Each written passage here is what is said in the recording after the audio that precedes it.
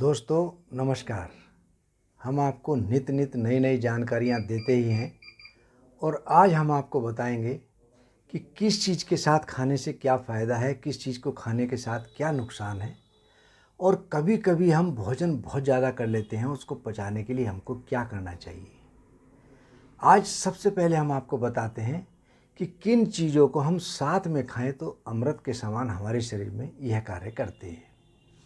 यदि हम खरबूजा खा रहे हों तो उसके साथ बूरा या चीनी मिला के खाएं, हमको बहुत लाभ मिलता है।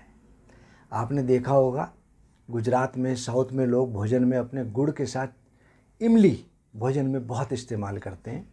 तो गुड़ के साथ इमली यदि हम खाएं तो हमको बहुत लाभ मिलता है। इसी प्रकार यदि मेथी का साग हो और उसके साथ यदि हम गाजर खाएं तो हमारे शरीर में यह अमृत तुल्य काम करता है।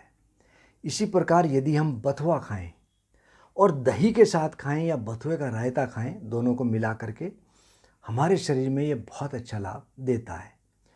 और मक्का यदि हम खा रहे हों और मक्के के साथ मट्ठा यदि मिल जाए तो कहने क्या, सोने में सुहागा। इसी प्रकार यदि हम अमरूद खा रहे हों तो अमरूद के ऊपर यदि हम सौंफ का चूर्ण बुरक करके खा लें तो हमको बहुत लाभ मिलता है।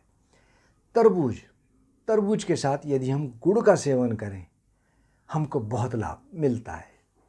और मूली यदि हम खा रहे हैं और मूली के साथ साथ यदि हम मूली के पत्ते भी सेवन करें तो हमारे शरीर में ये लाभ देते ही हैं, अमृत का काम करते हैं, अमृत तुल्य, और शरीर में इसका पाचन भी बहुत अच्छा होता है। इसी प्रकार यदि हम अनाज ले रहे हों या दाल ले रहे हों तो इसके साथ दूध और दही का सेवन बहुत लाभ देता है।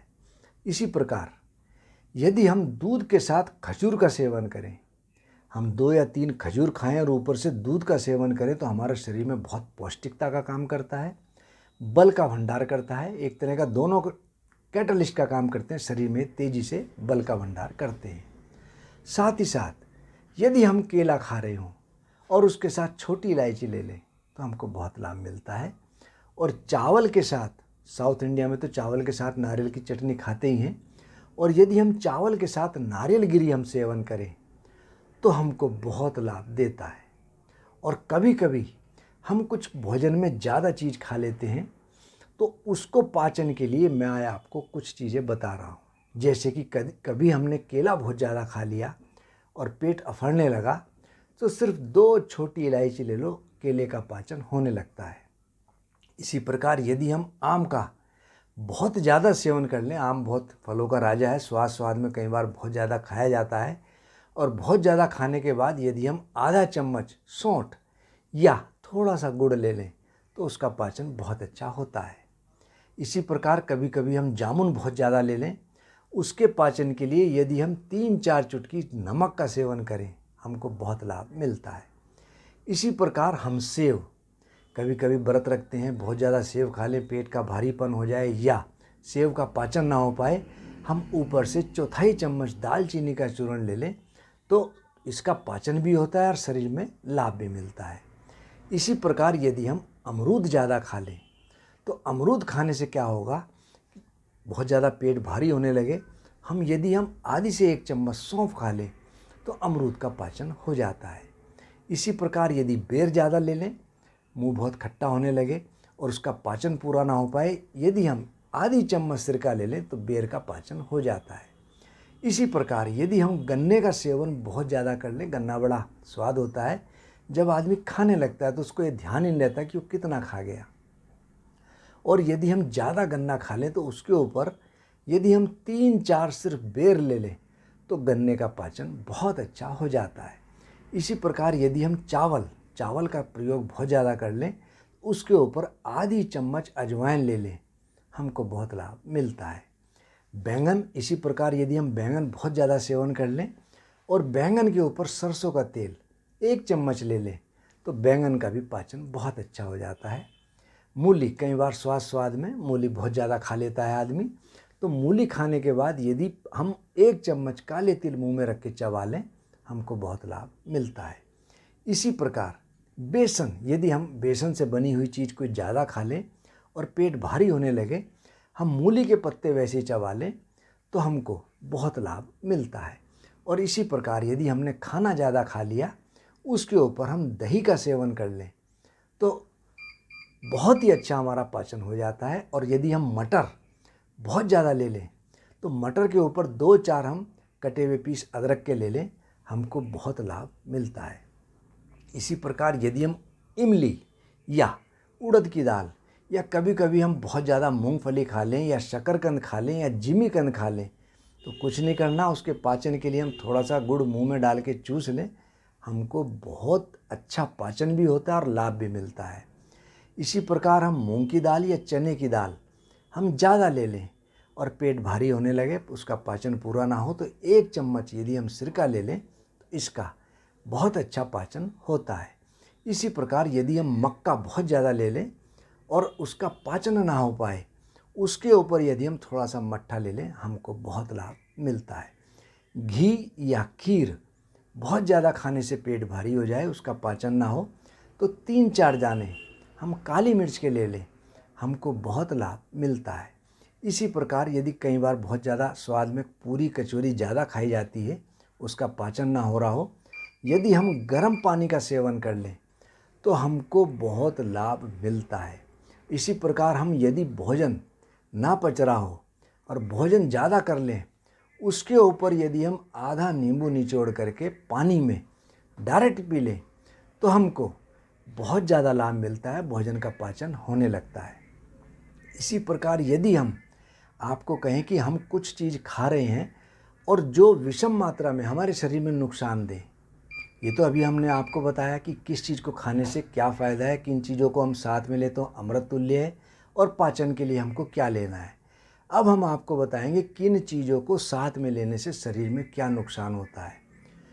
मछली के संग दूध, दूध चाहे नमकीन, चर्म रोग को ये सभी बुलाते तीन।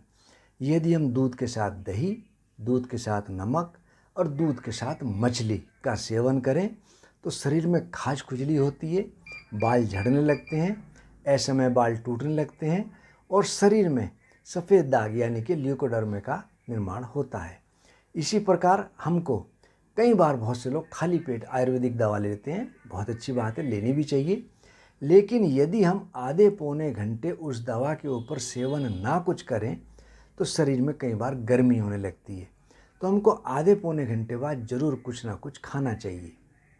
इसी प्रकार दूध, दूध के साथ इमली, खरबूजा, बेल, नारियल, मूली, तोरी, तिल, खटाई, कुल्थ की दाल और सत्तू का सेवन हमको बिल्कुल नहीं करना चाहिए। और दही के साथ खरबूजा, पनीर, दूध और खीर बिल्कुल वर्जित है, हमको सेवन नहीं करनी चाहिए। बहुत से लोग बहुत गर्म जल पीते हैं, अच्छी बात है, लेकिन बहुत गर्म जल में हमको शहद मिलाकर सेवन नहीं करना चाहिए। शहद हम जब भी गर्म जल में सेवन करें, वो गर्म जल बहुत गर्म ना हो, हल्का गुनगुना हो तो हमको लाभ करता है, हमारी बॉडी की एक्स्ट्रा फैट को रिड्यूस करता है, पाचन के लिए अच्छा है। लेकिन हमको शहद गर्म पानी में डाल के गर्म नहीं करना चाहिए। इसी प्रकार कई बार ठंडा जल हम सेवन करें तो उसके साथ हमको घी, तेल, खीरा, ककड़ी, खरबूजा, जामुन, मूंगफली और अमरूद का सेवन नहीं करना चाहिए। कई बार बहुत से लोग शहद का सेवन करते हैं, उसके साथ मूली, अंगूर, गर्म खाद्य पदार्थ, इनका प्रयोग बिल्कुल नहीं करना चाहिए। और खीर, यदि बहुत से लोग खीर खाएं और खीर के ऊपर यदि हम सत्तू लें, शराब पिएं, खटाई का सेवन करें और साथ में गर्म खाद्य पदार्थ, कटहल इत्यादि का सेवन हमको बहुत नुकसान करता है। घी और शहद वैसे तो अमृत तुल्य है, लेकिन यदि समभाग है हमको बहुत मोटा नुकसान करते हैं। 1 और 3 रेशो मिला करके यदि हम घी और शहद का सेवन करें तो शरीर में अमृत का कार्य करती है। इसी प्रकार तरबूज के बाद हमको पुदीना या ठंडा पानी बिल्कुल सेवन नहीं करना चाहिए। चावल के साथ सिरका और चाय के साथ खीरा और ककड़ी, इनका प्रयोग हमको बिल्कुल नहीं करना चाहिए। और खरबूजा बहुत से लोग खाते हैं, उसके ऊपर हमको दूध, दही, लहसुन और मूली, इनका प्रयोग बिल्कुल नहीं करना चाहिए। हम आपको दोस्तों नित नित नई नई जानकारियाँ दे रहे हैं और मैं आपसे रिक्वेस्ट करूँगा कि आप अपने आप अपने दोस्तों से, इष्ट मित्रों से, बंधु बांधव से, रिश्तेदारों से हमारा यूट्यूब चैनल आदर्श आयुर्वेदिक ज़रूर सब्सक्राइब कराएं और साथ में उसका बेल आइकन भी ज़रूर प्रेस कराएं।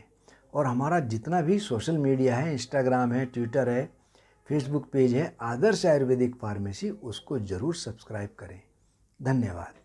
और मैं आपसे एक बात और कहूँगा कि मैं हमेशा आपके लिए सेवा में तत्पर हूँ। आप ऑफलाइन या ऑनलाइन मेरे से संपर्क कर सकते हैं और निसंकोच दवा मंगा सकते हैं।